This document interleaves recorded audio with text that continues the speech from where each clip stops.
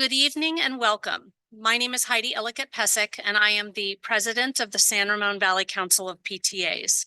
We are very proud to partner with the San Ramon Valley Unified School District to bring quality family engagement and educational opportunities, such as the one tonight, what parents need to know about artificial intelligence in the schools. San Ramon Valley Council of PTAs takes our role seriously in working closely with the district and school staff in supporting opportunities for shared leadership and strengthening the family-school connection. We believe there's a partnership, and we're very happy to be part of this. I'm now pleased to introduce Trustee Laura Bratt, who will introduce the program tonight. Thank you. Thank you, Heidi. So welcome to AI Unlocked. Thank you for taking the time on your busy Wednesday to learn more about how AI is being integrated into the classroom and how SRVUSD is supporting students' safe use of this emerging technology. We are grateful to our PTA partners for helping our SRVUSD team make this event possible, and appreciate the parents and caregivers who are here in person and watching us on YouTube. I think we can all agree that not only is AI here to stay, it is evolving at a pace that is both inspiring and daunting. Common Sense Media, a nonprofit research, advocacy, and educational organization that works to make the digital world better for kids and families, commissioned a survey of both parents and students to better understand how much both groups know about AI. They found that parents and teens alike are excited about the potential that generative AI holds for education. Students who use ChatGPT for school are already 3 times more likely to use it over the use of search engines like Google. And both parents and students want schools to put rules in place for AI. We are hearing these same things from you, our community, and from our students. Tonight, district educators will share with you what SRVUSD is doing in this brave new world, the hard work they are doing to gain a deeper understanding of AI, what it is, what we can do, and how we can leverage it for instructional design and deep learning. And we will discuss ways our students can learn to safely interact with AI models, balancing innovation and academic integrity, including the implementation of an AI responsible use guide for our students. So now I'd like to introduce Kelly Hilton. She's our Director of Technology, whose team has been at the forefront of the strategic work being done around AI in our school district. So thank you. Thank you, Laura, and thank you to the parents who are here this evening to engage in this conversation with us. Thank you to the parents who are home online watching now or in the future, as technology allows us to do. We really are approaching this topic through our strategic direction of shared leadership. That has been our goal from the beginning, understanding that advancement in technology means that we need to embrace what it does and then prepare our students for a future where these technologies will be a part of their workforce. Some foundations that are already in place from our district include an initiative for deep learning and innovation. So as we share some of that tonight, I'd like us to keep that in mind, as was mentioned by Laura. And additionally, we also have these really important skills that we're focused on as a district called the learner profile skills. And those are human development skills, creative contributors, adaptable learners, intentional collaborators. So all of these conversations we've had around AI integration are training and working with our human development first, and how we can use that to leverage the technology for our world today and our world in the future. Tonight, I'm so excited to introduce you all to our middle school teacher, Kyle Costamagna. You might have seen him on the school board meeting last week. You might have seen him at Pine Valley Middle School a couple of weeks ago, leading another parent informational night. And I'm sure you will be seeing him in the future as well. Kyle is one of our instructional technology leaders. He's not only a middle school teacher full-time, he also works as part of our cohort that we started this school year. we put together a group of teachers, about 30 teachers, who have been coming to get some professional development and have the time and space to think about AI, learn about how it works, explore different softwares that are available, and evaluate them for what would this look like in the classroom for instructional design. So we started this back in September, and each time that the group comes together, they also spend time going out and training other teachers with what they've learned. And this is part of our shared leadership model. This group has also put together some of the things that we are going to share with you tonight around guiding principles and working towards responsible use agreements. But without further ado, I'd like to introduce you to the amazing middle school teacher, Kyle Costamagna. Thank you, Kelly. You guys can hear me good on this? I'd just like to thank the PTA for having me. Thank you to all of the Board of Trustees and especially the district technology team who has not only put on this event, but served as amazing mentors to me. So thank you, Kelly and Jenny specifically, for being great mentors to me in this program. My name is Kyle Costamagna. I teach advanced technology and medical technology at Pine Valley Middle School. And I also have the honor and privilege of serving on the district's instructional technology leadership team. Just like Kelly mentioned, a cohort that was created this year. It started out kind of investigative in nature, what's going on with AI in education. It's moved in the direction of how much can we learn so that we can get that information out to our teachers and then out to our students.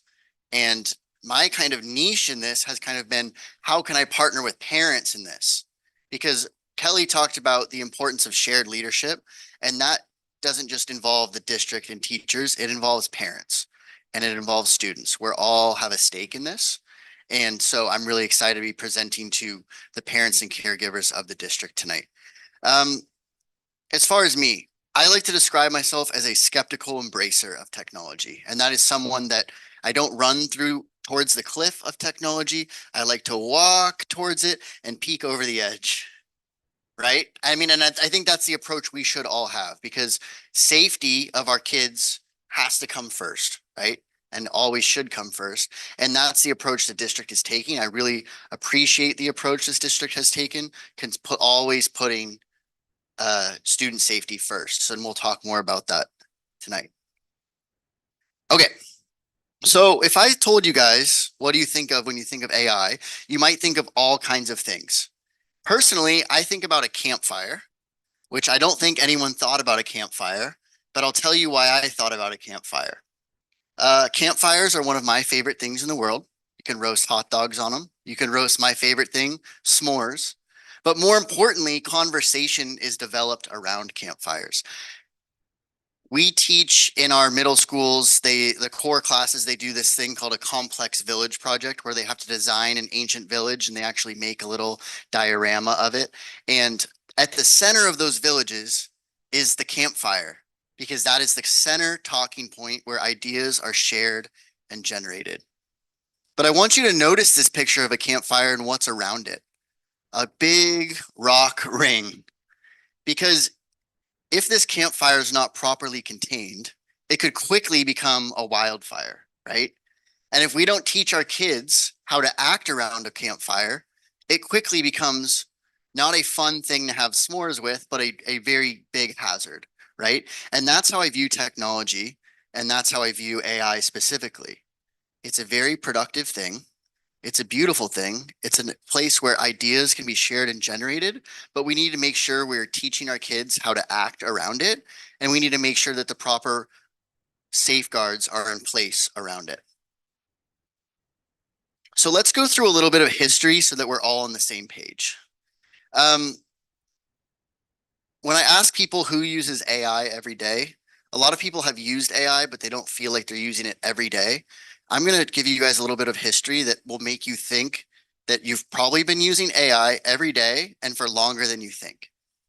So in the early 2000s, one of the greatest science experiments ever done got completed, and that was the Human Genome Project. They sequenced the entire genome of humans, and it unlocked all of this stuff. Around the same time, a small music company called Pandora said, well, if we can do that with the human genome, we can surely do that with musical taste. So they started what's called the Music Genome Project.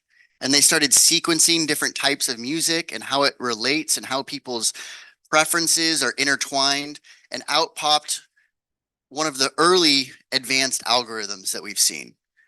An algorithm that can predict what music you like. So gone are the days of having to guess which CD you might like and talking to the person at the record store trying to get the best recommendation. Now we have this advanced algorithm that's doing it for us. And I remember being a kid, I was in middle school at the time, and it just blew my mind, right? And then we have Facebook comes out, and everyone gets a Facebook, but quickly I realized that my Facebook is different than your Facebook. You might have a lot of cat videos on yours, and I might have a lot of dog videos on mine. So what's going on here? Oh, it's learning. It's learning about me. It's learning about my preferences and my likes and my wants and my desires. It's another advanced algorithm.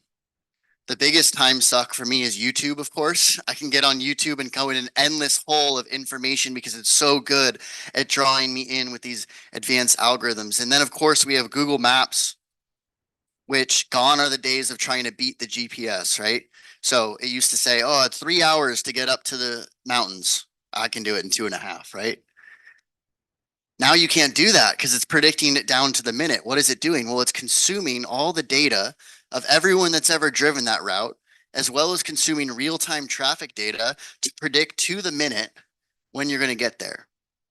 Call it advanced algorithms or call it AI. This is the beginning of what artificial intelligence would become. And most of us use one, if not all of these apps on a daily basis.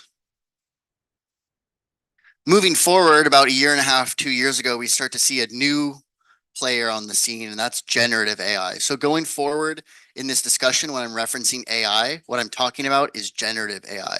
And so we're all on the same page. When I talk about generative AI, what I mean is all those other models I talked about are really good at synthesizing information and analyzing data to spit out a result.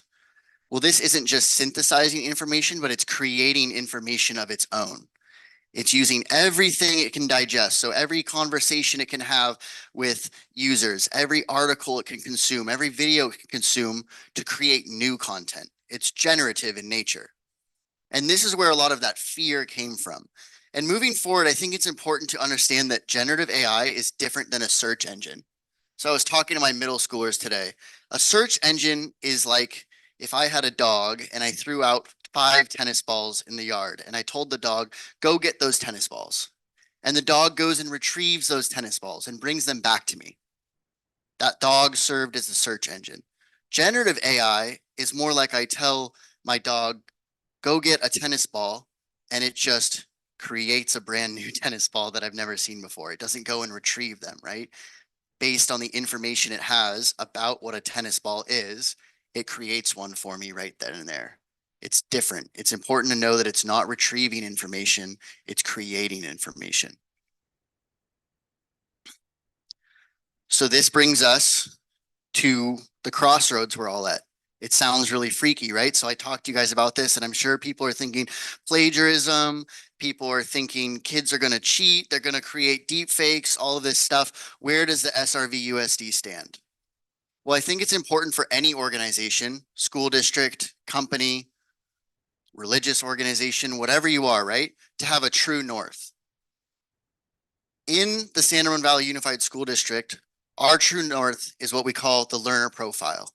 Everything we do comes back to this learner profile. If it doesn't come back to this learner profile, we're not going to do it. So the aim of this is to create intentional collaborators, effective communicators, creative contributors, adaptable learners, and critical thinkers. So the district starts thinking, well, how do we adapt AI into this learner profile? And that's where we created this cohort. And one of the first things this cohort did was say, we need to make guiding principles that specifically apply to artificial intelligence. So this is what we came up with. And this was presented to the Board of Education last week.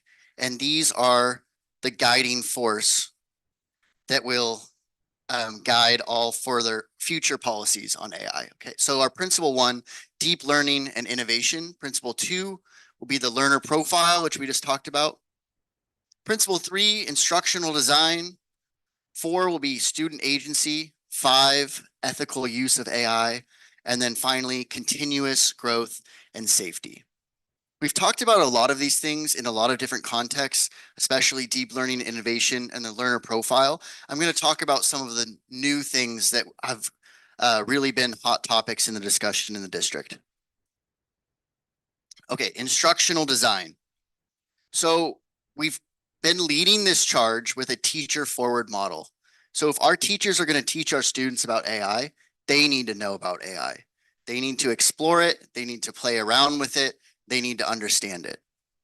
On the 20th of this past month, every teacher in the district got to go to Doherty Valley High School for the day and engage in professional development sessions. A large percentage of these sessions were centered around teacher use and ethical use of AI. I got to lead one of those sessions and it was really good. One of the talks that we had was learning how teachers can leverage this in their classrooms and then use that as a way to teach kids about the ethics behind it and the creative potential. I want you to look at this slide and notice that we have 2 teachers here and a happy robot. The robot is up there with them. However, the robot does not have the pointer. The teacher is still the one in charge. The teacher, the human, will always be the one driving the ship, and we strongly believe that. The AI is there to help and assist, provide feedback, provide guidance, but the robot, the AI, is never going to replace humans. Humans first, AI second, right? And that's a large part of the ethics that we want to address. A lot of our teachers are embracing this in many different ways. It's really, really good at designing things like worksheets. It's really helpful for providing feedback on my own lesson plans that I create. It's really good at assisting in many different ways. Okay, ethical use of AI. We acknowledge that there are potential threats or harms for AI, but we also see these threats as an opportunity to teach our kids about the morals, ethics, and digital literacy. So do we know that there's threats? Do we know that they might cheat? Yes. Are teachers adaptable? Yes. Teachers have been adaptable forever, right? And we're going to continue to be adaptable and mold our students into the citizens that we want them to be, right? I was talking earlier with somebody. I said, my dream as a teacher would be able to leave a $20 bill on the counter, go to the bathroom and come back, and it would still be there, right? Like, I would love that. So our kids, just because something exists that they could use to cheat, it doesn't mean that they will, right? And we can teach them to live with this thing responsibly. Also on that note, if we just ban AI, we're doing a disservice to our students. A lot of companies, and by a lot, I mean almost all, are embracing AI and embracing it with a strong grip. If the goal of education is to prepare our students for what's next, we have to come at AI with that approach, that skeptical embrace, right? Learn how to work with it. Continuous growth and safety. This is my personal promise to all of you, and I'm sure this is the same as all the rest of the technological team here. We are going to spend as much time as we can to learn as much as we can about this rapidly growing thing that is AI, so that we can best protect kids. That's my goal. And I think that's a lot of teachers' goals, right? AI is rapidly advancing. We've seen that 6 months ago, it could make a kind of cartoony, sloppy video. And now this week, they just released that it is making videos that look entirely human. That's a crazy pace that's evolving. And so it's our job as parents, as teachers, as educators, to grow with this, to grow with our students so we can best protect them. I talked about ethical use and teaching kids ethical use, I want to show you guys an example of what teaching ethical use to kids might look like. So for those of you that are here, you have a flow chart that I handed out. And if we could pull that up, Kelly.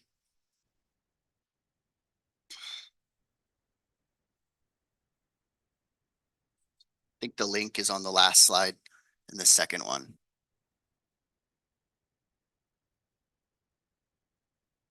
So this is just an example of what we might teach kids.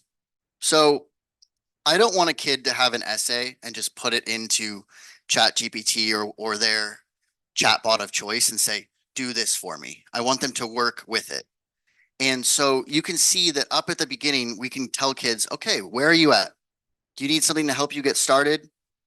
Do you need it to help you improve something? Do you need to explain something? Do you need it to help you with research? What we don't want over there is you can see when it goes to fully complete an assignment for me, it's a hard no, right? And this is just what we've been teaching kids forever. What do they say in math all the time? Show your work, show your work, show your work. We can do the same thing. I'm in my master's program right now and we write a lot of research papers.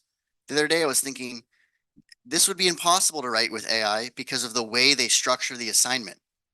They require us to do in-text citations. That alone already is a hard stop. I can't use AI because AI is horrible at citing sources. And by horrible, I mean it can't do it. So require in-text citations, show your work in math. What it's really good at, I put a word problem in the other day and was like, solve this word problem for me. And it goes, I can't do that, but I can work with you on it. Where are you at so far? Well, my teacher says I need to identify some variables. Okay, have you identified any variables? Yes, I've identified these ones. Which ones are left, right? Oh my gosh, this has now become a tutor that every kid has access to 24/7.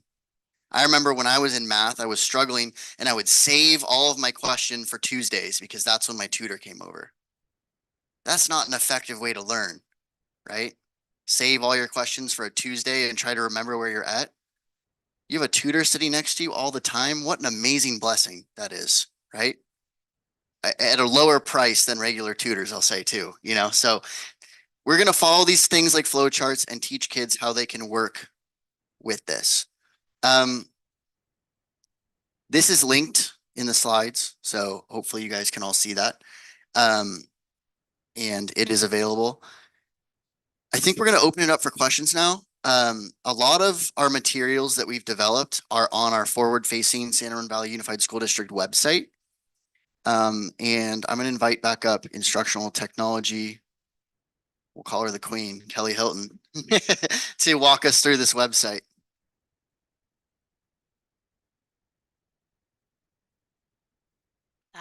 Thank you so much, Kyle. Thanks for those specific examples. Before we move into some of the questions, we wanted to just share a resource with parents that we've been building all year. And so I keep adding to it. If there's something you would like me to add to it, please let me know because we are working on this in the technology department, partnering with my partner in crime here, Jenny Hunau, who is our instructional technology coordinator. And so she has been the leader who's working with the teachers and helping to share this information as well.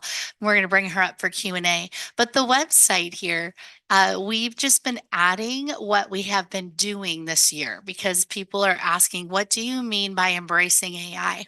So last year, when it was first introduced at the cabinet level, we started working with executive leadership on what is ChatGPT and what does it do for us operationally, because we can't design our classrooms unless we understand it ourselves. So we started with that. The second thing we did is work with site administrators and teachers last year a little bit on how to do that. So those resources are on here. This year, in addition to that instructional technology leadership cohort, if Jenny, could you scroll down just a little bit? At the bottom, I shared our fall event. We hosted a State of the District event in the fall. We partnered again with PTA, the Ed Foundation, the district, and we invited a outside consultant to come chat and discuss what it means as far as in the career fields for our students and how we can think about it. And that leader also partnered with each of those groups throughout the day. It was a whole day of learning about AI and embracing it. And then an evening interview with her, similar to what we're doing this evening. And it's recorded and shared there if you want to go back and reference some of those conversations as well. The next thing that we have done is move into what's right above that, which is the guiding principles. And these were shared last week in the board meeting. I do want to share that this is the second iteration of that because we had so much input from different groups. We went to the Deep Learning Steering Committee where there's a large group of students on that community, and they took a look at the guiding principles and gave us feedback. Student Senate took a look at these as well. We worked with those teachers, administrators, and then designed them around that guiding light that we are going to have that continuous improvement of what does this mean for instruction.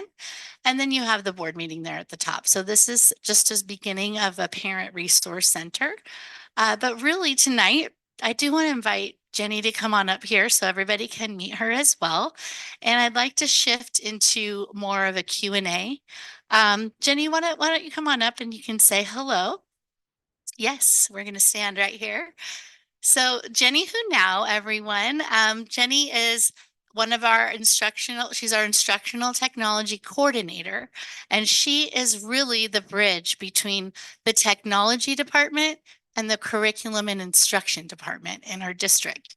And so we're so grateful to have this partnership with them because she lives in the safety and the IT world with me on how to vet these tools, how to really check for privacy for students, how are they working, but then how will this impact classroom instruction as well. So the first thing I'm going to ask Jenny and Kyle is the instructional technology cohort has been right now is kind of in a pilot of 4 different softwares we've been checking out. And Jenny helped coordinate that we have access to these tools that are in the teacher facing tools stage right now. So Jenny, I wonder if you could just speak to the 2 that are student facing and describe what they do, Conmigo and Chat for Schools, and what you've been hearing teachers say about that. Okay. Yes. So we're piloting, I wouldn't call it a pilot because we don't have students using them yet, but the nice thing about these 2 programs, Chat for Schools and Conmigo, is that they have what Kyle referred to as kind of like the guardrails that he put around his campfire.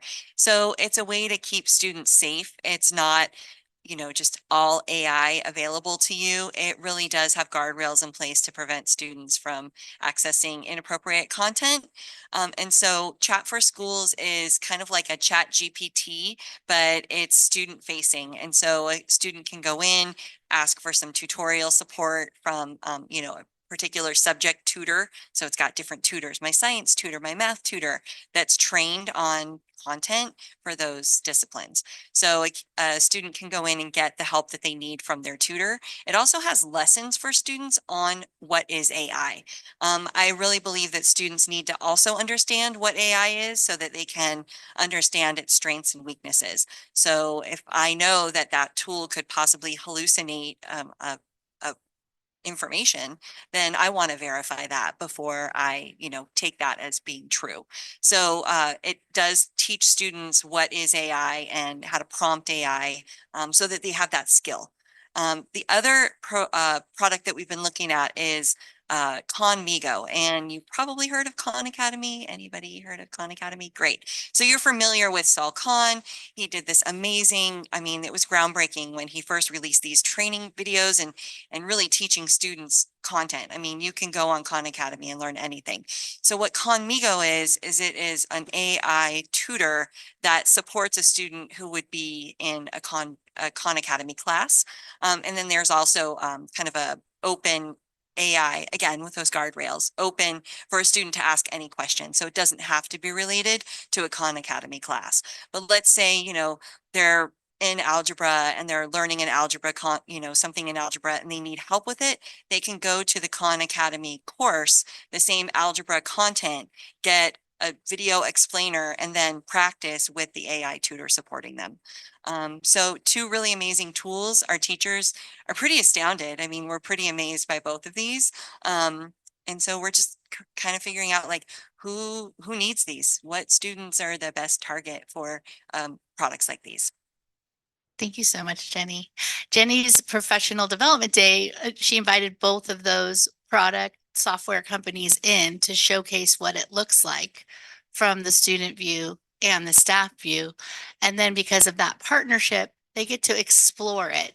Again, we haven't committed to anything, but this is what that group is doing because we want to make sure that we are partnering with the right curriculum online. The other thing with Conmigo really quickly is that the students are prompted with just that tutor base, similar to what Kyle was referring to. It will not provide the exact answer. It's like having your teacher sit next to you to guide you to the next step. And those are some of the things that we're exploring and looking at. Again, they're working with lots of school districts too to make this best for learning for kids. Yeah, I'll just add to that. Our instructional technology leadership team spends a lot of time playing with these tools, like a lot of time. One thing I like about like Conmigo in particular is it's programmed to be a Socratic tutor, like she said. So you ask it something, it'll say like, well, what do you think about that? Right? Or can you go deeper on that? Right? It's got a layer of safety, and not only a layer of safety to keep the campfire in, but to keep other stuff out. Any data that the students input in, that they type in on the programs that we're beta testing right now, are not recorded. So we protect student data. So if a student puts in their address or any personal information like that, where other chatbots might consume that data, these have a reverse block. So it filters it out in that direction as well. Thank you for bringing that up, because before we get into the two other products that teachers are testing, I do want to just hop over to the products that are available to staff for operational use. And that is that our staff have, many of our staff have Microsoft. They have Copilot and Bing Chat so that they can take a look at both of those. And right now, what we're seeing is that Microsoft is really the leader of keeping the data safe, in our opinion and in our research, because they have the question that is in the prompt, and then the data is in our enterprise account and it's released. So we don't they're not saving that data and using that like some other products are for us. So we are recommending that to staff for their own AI use. But the other tools that we shared with this instructional technology leadership group are one called DIFIT and one called Brisk Teaching. Now, this morning I was at one of our high schools where they were taking a look at this and some other ones, and we had such a great dialogue of teachers sharing their excitement and concerns, as all of us are there. And some of the conversations I thought were really unique in the sense that some teachers asked questions like, well, now that we know that this will write this for us, how do I know if it's accurate? So that is what we're teaching our students to do as well.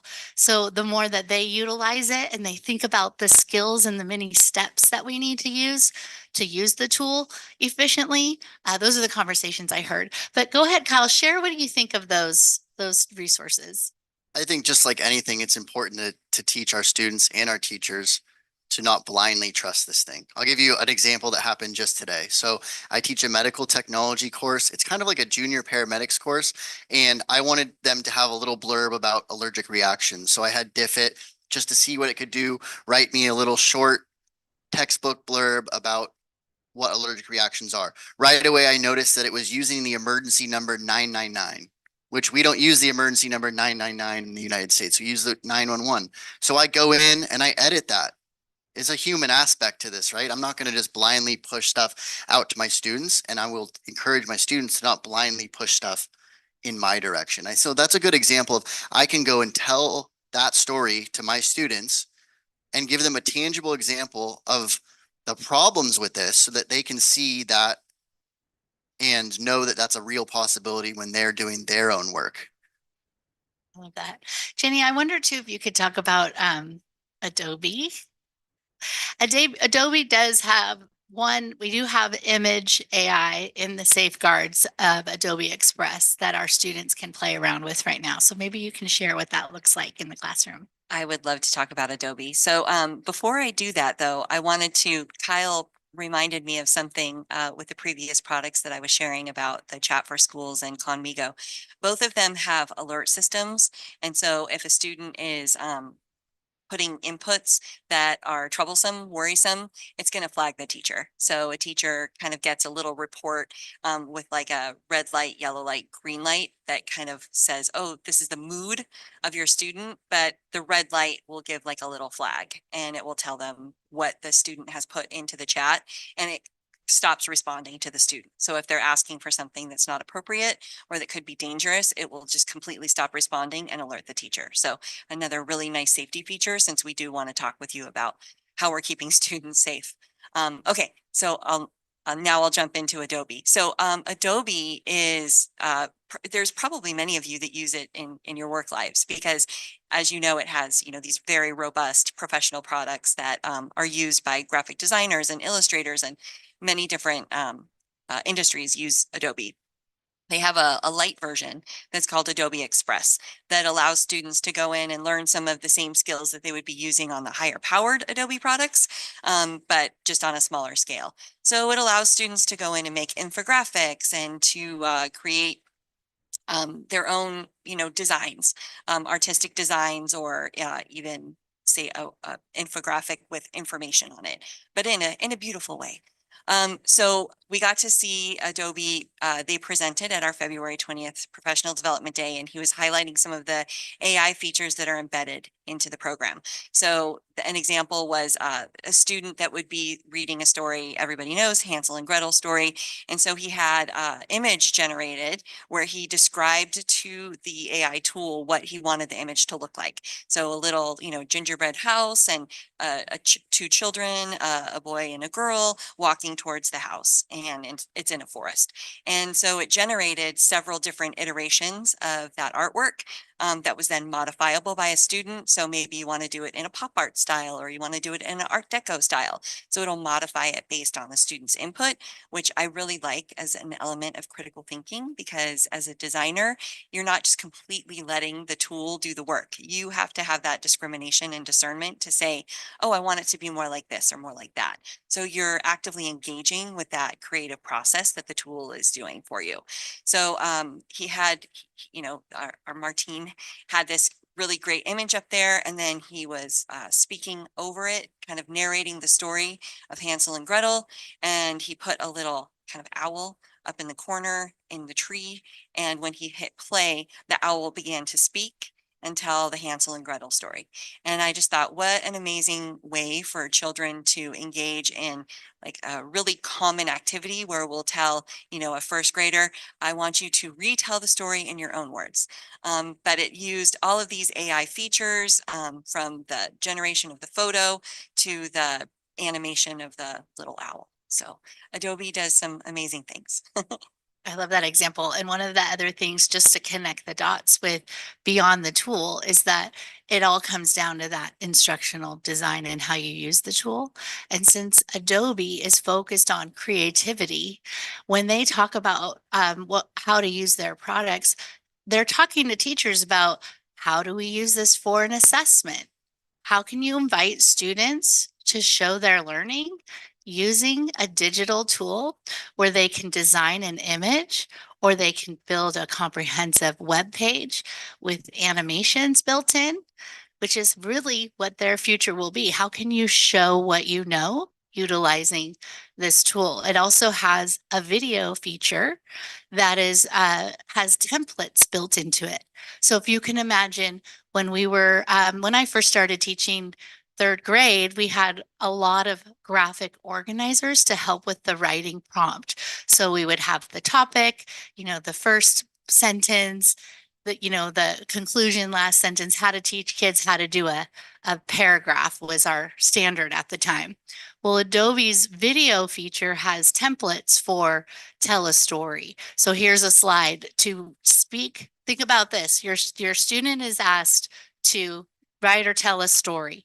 Maybe writing it down is one way of doing that, but speaking into their Chromebook and telling their story from the beginning to the middle to the end, and then adding the visuals to that, and then layering that with some music, you're going to see a different level of a creative contributor, which is one of our learner profiles. I do like to tell this story about Adobe because I did work with a student who did just that, who wrote a poem on a piece of paper, and the poem was difficult to recognize based on the handwriting of the student. So it looked much like different than the rest of the students in the class, which we see often as teachers. And we see often activities like that posted on the wall next to students who have beautiful handwriting. So you can see kind of the discrepancies right away on the wall. But when we asked the same student to take that poem and use the video feature in Adobe and tell the story, all of a sudden the playing field was completely leveled and we could really hear the story that the student wanted to tell. So another thing we haven't broached enough maybe tonight, and we can talk about more examples, is that access to learning for students is something that AI is really opening the doors for all of our students. And that is our goal. That's not just our goal, that's the state of California and the nation through universal design. And that it's asking us to think of, before we lesson design, how can we create a space where every student can show their learning in different ways or access learning in different ways. And AI is just opening doors for us to do that. Talk about this. Yeah, I can talk about Brisk. Yeah. We can talk about a lot of things. Just something I was thinking of while you were talking, and this is not related to Brisk, but we'll get to Brisk. We're seeing the video platforms become more and more improved. Like one thing I saw today was a demonstration of, there was video of California during the time of the gold rush. Well, we have zero video of California during the time of the gold rush, but this video, like it made what I had read about as a kid like come alive. Like I was like, I feel like I recognize this because it was of all the literature I read when I was a kid. But then there's this video and it's like it just breathed life into like what I learned as a kid, and it was really cool. And that gets me excited. Okay, let's talk about Brisk. When I say about Brisk is like, if the kids are going to have tools, we're going to have better tools, right? So Brisk is really good, a really good teacher tool. One of my favorite things that it can do is I can take a Google Doc that a kid gives me at any point. I don't have to have edit access from the beginning. At any point, I can get a Google Doc from a kid, and I can see in real time every edit they did. It gives me a video of everything they did on it. I could even speed it up to like 10 times so that I can efficiently watch their writing process.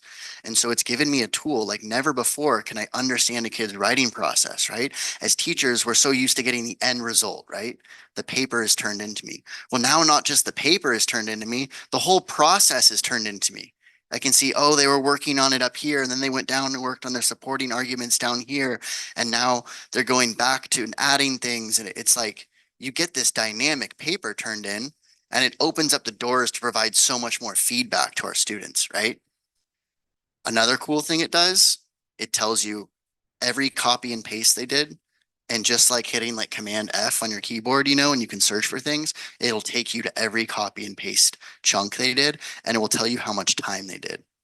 So let's say Johnny turned this in an essay. Johnny's a made up student, and it says he wrote an 8-page essay in 2 minutes.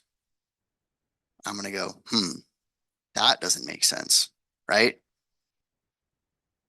I have a student that's struggling. It's like, I'm getting stuck, and I can say, well, I can see that you spent so much time on the first paragraph. Why don't you leave that for a minute and go work on some supporting paragraphs and then come back to it, right? It changes the way we look at what we're getting, right? So that's what I like about that and like what I like about those AI tools. Really quick before Jenny goes is one point I wanted to make too tonight is that we're not taking away the skills that we value. We're adding to the skills. So our teacher librarians in our district are absolutely phenomenal. Jenny and I visited their meetings a couple of times, and they really consider themselves instructional leaders, and they are instructional leaders on their campuses because they work with every student at the campus and they teach digital literacy, and they are having these conversations with students as well and supporting this, but they're also teaching, you know, just like English teachers and social studies teachers and science teachers, critical thinking in your writing process. And that's not going away. It's just when to use it and when to not as well. I just wanted to add on to what Kyle was saying about um, the process of learning. And I think that's something that's very human, right? It's very human to not know something and then to kind of struggle to learn it. And that's something that I think AI allows us to now shift our focus to the learning process, where, you know, throughout my class, throughout the session, the class with the students, I'm watching their process of learning rather than just collecting a product at the end of learning and saying, oh, I can tell by the product that you've learned. Instead, I'm watching now the process of learning and hearing the discussions that they're having in class and looking at the questions that they're asking and watching where they go, oh, I'm stuck, you know, and that is so much evidence of learning right there. Those artifacts of what's happening on a daily basis during the process of learning is our evidence of learning. It's not just now the one product is the evidence. There's a whole process that provides the evidence. That's really neat. Sure. We just want to kind of take a beat right there. We've been sharing kind of our passions and excitements and things that concern us as well, but we are here to serve this group and this community around questions. We did collect some questions before tonight, and so we did take a look at some of those, and I do want to address a couple of those before we go to the audience. One is just digital safety. I do want to ensure you, as our technology department partnered again with curriculum and instruction and ed services, we designed already a software adoption process, and we call it the digital tool adoption process because any digital tool that students are asked to sign into already goes through kind of a vetting process for us.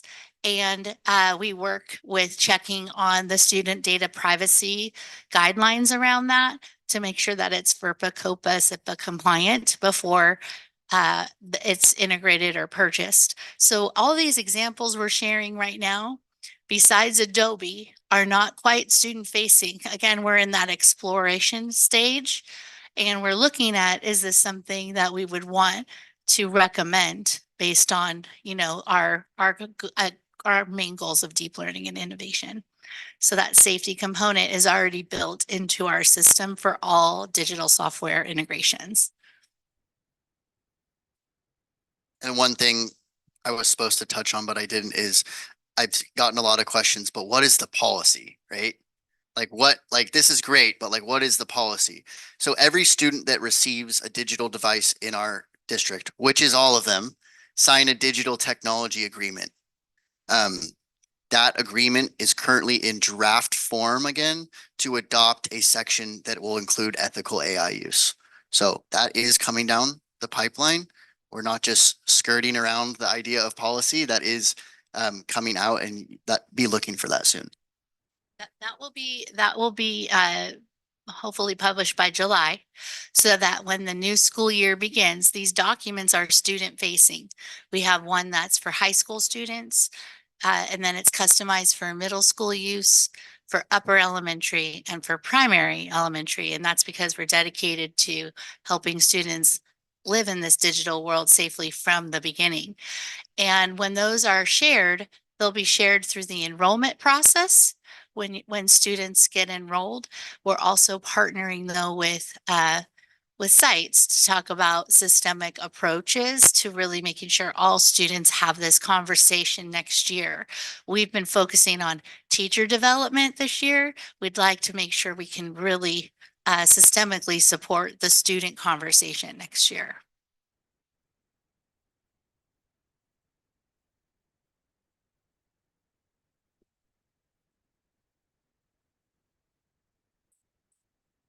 So as you roll this out, how are you going to sort of monitor adoption across the district? Because I mean, we did the Chromebook thing and the rollout of the Google Docs and all of that, but still, I have 4 kids, one at John Baldwin, one at Charlotte Wood, and 2 at San Valley, and I see different usage of technology everywhere. And like in one particular place, 90% of his work is still printed worksheets that he has to hand turn in as part of a giant workbook with stamps and unfortunately he's the one that has ADHD and struggles with that the most and would benefit the most from this stuff, getting out there and being adopted. So I love everything you said. Sounds great. I love it. But I'm wondering, is the plan like arm the teachers with the tools and be like, you can use them if you want? Or is there like a structured rollout where there's going to be like, we're expecting to see this stuff adopted at different places in different ways over time, and there's reporting for that? I can say as a teacher that's both in the classroom but kind of has a foot in this like policy writing world as well, it's really a really difficult task to balance teacher autonomy, student agency, and this evolving world of technology. I wish I could give you a great answer, but those are the 3 things that we're really trying to balance at all times, right? We want our teachers to be able to be creative and autonomous. We want our kids to have agency, and we want to embrace technology at the same time. I will say I'm always willing to have conversations. I'm always willing to hear feedback. I love hearing stories like you're sharing about your own students, so then I can then mull those over, right? Like I'll probably be up tonight thinking about that situation, right? Like, and that's what we do.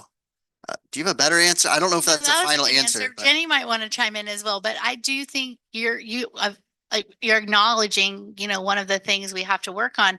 Our guiding mission for classroom instruction is deep learning and innovation. And when we did the first initial rollout of that, it has a component of leveraging digital to it. And that has been one of our conversations with the cohort.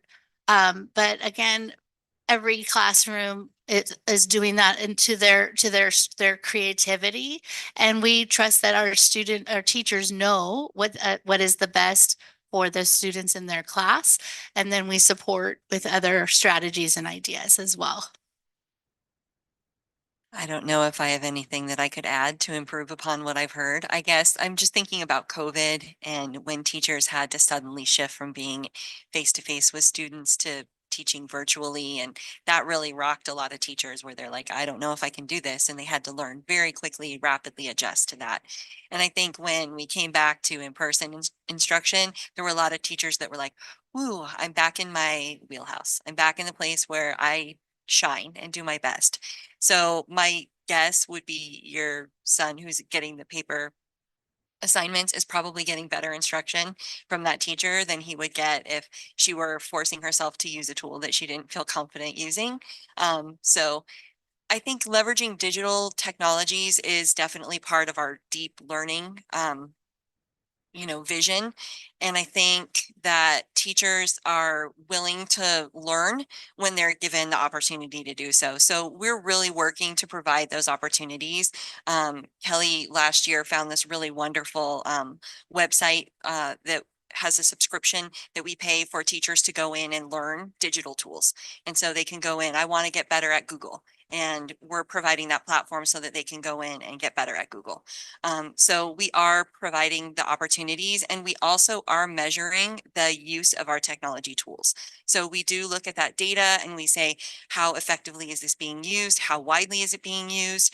And we're using those to make conversations about next steps. Is this a tool that we keep and really invest in? Or is this a tool that we say, it hasn't really gained a lot of traction. It might be promising, but probably better to invest in other things. So I think from the vast number of tech tools that we had during COVID, we're kind of starting to streamline those into the ones that we are discovering are the most effective. And those are going to be the ones I think we're going to invest time and resources into helping teachers really navigate. Thank you. As a teacher, I go half and half because I know all my students learn differently, right? So like, I'll give you an example. Tomorrow, my kids are gonna be working through a physical packet, real paper. It's still a thing, but that packet was created using AI. So like, that's an example, right? Or I might have them take notes on paper and then do an assignment based on those notes on the computer. I mean, because we also acknowledge that screen fatigue is a real thing. The same way that screens work better for some kids than writing. It's a mix, right? So. Yeah. Did anyone else in the room have a question? Great, give you this so we can hear you. Thank you. I also sent an email to 3 of you, appreciating the presentation and looking forward for opportunities to work together if possible. 2 questions, one on the privacy and second on how this type of services will be tiered by the pass of roles from early elementary to middle school and high school. Back to your point about career readiness, high schoolers very much know what to do with technology. They're mature enough. Middle schoolers, teenagers, they're the most exposed to the risk, and elementary kids are right, I think, at the time to experiment and discover. So just talk to us a little bit about that. And at the privacy element, at work, I'm very close to Gen AI application and working with our attorneys, how we can rightly make the border of company privacy versus public domain. Here, I'm more concerned about the privacy of students. Because like everybody, 3 of you will know, I don't need to discuss. There are so many things into it. If you go with big players like Microsoft, they have a very well structured process in place. Smaller people, I didn't know about Khan Academy until now. I was just checking to see what they're doing, but this is a big risk, I would say. I'll speak to the privacy really fast. That's a really important question from where I sit. And I just want you to know that we're very dedicated to that student privacy. The thing with AI that Kyle so eloquently spoke about is out in all the algorithms, it's collecting data and then generating the output from that. And that's why we're partnering with or exploring the tools that we have been describing tonight, because we already know that they're dedicated and they're following student data privacy compliance. So there are a lot out there. So the other piece we're doing is educating teachers around being aware of that. We've implemented that digital approval process that I described, and we don't have anything quite yet in front of them yet because we haven't committed to a product for students completely yet. So I hope that answers the privacy question. Anything we want to add to that? Well, I would also add that these tools are actually blocked right now in our district. So they are not appropriate for students. I think their own policy is students over 13. So they're blocked. And so a student won't be on ChatGPT when they're in our schools giving away their data. And these tools do say right at the beginning, hey, if you're deciding to use this tool, we're going to use your data. So we're not allowing students to do that. They can't make that decision right now on our campuses. I'm going to give my data away for free. California, fortunately, has really strict privacy policies around students and stricter than the federal government. So I've been impressed watching our technology department really adhere to those policies to keep our students safe. The other question that you asked was kind of about like I think I understood it as maybe like a sequencing of instruction from younger grades to older grades. And so we are, and with our last instructional technology team, what we did was we did a series of lessons that were designed for, say, like a first grader. And we talked about really how AI gathers information, where the data comes from. And then the students were asked like, oh, if you were going to let the process of data collection make a decision, I think the prompt was something like, what should you get the kids for Christmas, right? So a parent goes to the class and says, what should we get for a Christmas present? What does everybody like? And everybody gets a vote. So everybody puts in their vote. Well, depending on the demographics of that class, the outcome, like the most popular choice, isn't going to be something that everybody likes. And so they get an opportunity to see now, oh, it's really just about numbers, right? We've got more kids in the class that play soccer than we have that like to, dance. We're going to get the outcome is going to be buy the kid a soccer ball, where maybe what the kid wants is dance lessons. And so they started to learn about statistics and data and how data is collected. And that was, I think, a really fun activity for us to go through. And I know one of our elementary teachers has done it with her students and is sharing it with her colleagues. So she's done several presentations now at different elementary schools showing this lesson sequence and how the kids eventually understand how a product like YouTube works. Right. And so they go on YouTube Kids and they see that there's a age range. I'm a 5 to 7-year-old. And when the videos pop up, you ask the question, what does this think about you? What does the artificial intelligence of YouTube Kid think about a 5 to 7-year-old? And then what happens when you start clicking, right? You give it information so that it knows what to give back to you. So it's a really powerful lesson for the littlest kids. It came from the ISD. ISD has a series of AI in education guides, and they're scaffolded from grades like early kindergartens, probably starting, right? The conversation, but they're scaffolded all the way from K through 12. And so I've shared those widely with all of our instructional technology leaders. So that's the International Society for Technology Education that publishes those. Also add, kind of being in the world of grad school, academia, there's not a lot of peer-reviewed research on this yet. So when you talk about age of implementation, that's definitely something that a lot of people are doing their, like, for example, doctoral theses on in the future. And I'm really excited to see that literature, and we're dedicated to reading that literature, right? And learning what that data says about younger populations versus middle school versus high school, right? This all came out like so fast. They haven't even had time to do the research studies, right? As far as age of implementation, if that's kind of what you were asking, right? So we'll be excited to read that data. If you come across any data, please email it to me, email it to us, so that we can have data-driven solutions. I would add just one more thing, which is I feel like it's like the rules just changed for our juniors and seniors in high school. They've been doing school, they've been doing great, they've been navigating it, and then they're just ready to move on to college, and we haven't had them long enough to fully for them to see this blossom. Hopefully they've been exposed, at this point, but the rules just changed for them on all of this. And so, and that goes for our teachers as well. And so some of the feedback I've gotten is, high school leaders have said, can you have elementary teachers come talk to the high school teachers about what elementary is doing so they understand it, because then they can think about how to change their instruction for that. So it's just like this progression that we're all on.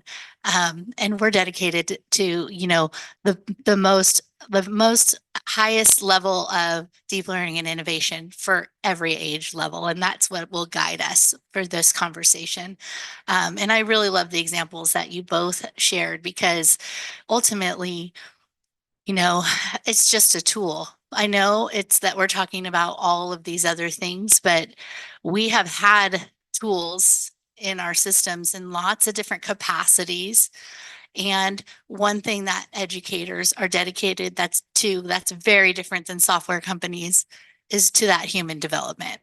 And so one of the things we did talk about with our guest speaker who came to our school district is about the term deep learning is used when you design artificial intelligence.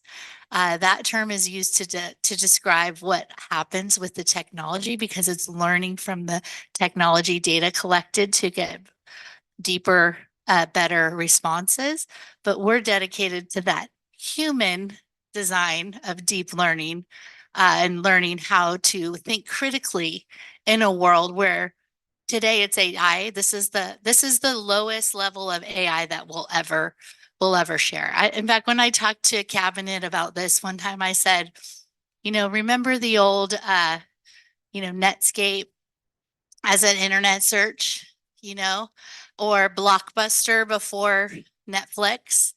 We are in that world, but we're eventually there's going to be the Googles, the Amazons, all of the best things, and it'll happen sooner than we realize. So, this is part of what we do as educators is like be aware of the world and what's changing, and then how can we keep our kids safe? How can we teach them the human skills, the learner profile skills to navigate that kind of a technology and the world? Other questions? I have a question. So that I'm gonna sit in your seat for a second, right? What you may ask, what should I be doing as a parent at home to teach my child about this? I don't have kids of my own. I like to say I have 160 kids because that's what I have. But if I did have kids, what I would be doing is sitting down with them with the AI and talking to the AI about itself. That's a great activity that you can just go home and tangibly try with your kids. Talk to the AI about what safeguards do you have in place. Push the boundaries a little bit. Help learn about where it might hallucinate, where it might have shortcomings, things like that. Talk to them about how it might impact their relationships, things like that. Sit down with them at the kitchen table like parents and kids have for years and years and years and talk to them about it. That's what I would do. So Like the campfire. Circular ending here for us. Thank you, Kyle, and thank you, Jenny. Jenny, do you have any final thoughts? Well, I have kids that are of the age of using AI, and they debate it. One of them is very anti. He's a creative person, and he doesn't like that it's stolen information, copywritten artworks and things like that, and that it's modeling and mimicking them. He thinks that that's just horrible because he's a creative person and he thinks that art should be created by a human. And then my other son is like, oh, it's a great tool. Like it can help you do this and it can help you do that. He's having it help him career plan and, all these how to build the skills that he needs for the career that he wants. And so they argue about it. And it's great just to hear them go back and forth. One of them's like, oh, just use it for your resume. It'll really help you. And the other one's, no, I'm not going to do it. I'm a human. I'm going to do the work myself. And I'm like, you should listen to your brother. Just put your resume into ChatGPT and get some feedback. And that was what my son said. It's just going to help it be better. He's like, you are ultimately the person that has to decide what goes on the resume. It's just going to help you think about ways to like talk about your skills in a better way. And I was like, yeah, exactly. Because the human is the one that's ultimately the decision maker, right? When he hands that resume to his employer, whatever's on that page, he's like, I affirm this message. My name is on there. I'm responsible for everything that's on there. So Love that. What a great point, Jenny. Thank you so much. I'm just honored to be in this room with engaged parents like yourselves and anyone who's online. And these two educators, if we could give them a round of applause for their engagement. And I'm just going to bring closure with a really heartfelt appreciation. The dialogue is continuous. And so we really appreciate, again, our partners in creating this day, this evening. And if we can do this more as things evolve and change. So thank you.